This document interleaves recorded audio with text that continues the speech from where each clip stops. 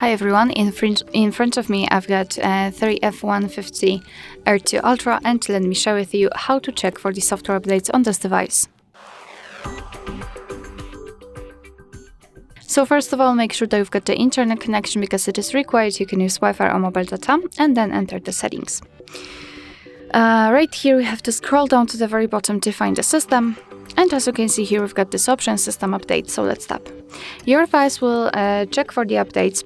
That's why we need the internet connection, and basically you can meet two different scenarios. This is the first one where your software is up, where your device will actually find the update. So you can see this information, system update available. However, in my case, the battery is too low or in battery saving mode to show you how exactly it will look like, but you have to trust me. So your device will show you the information about the update, what has been fixed, what has been added, the size.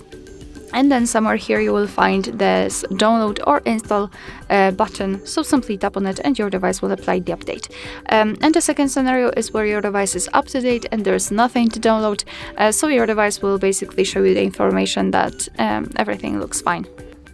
Alright, so that will be all. Thank you so much for watching. I hope that this video was helpful, and if it was, please hit the subscribe button and leave the thumbs up.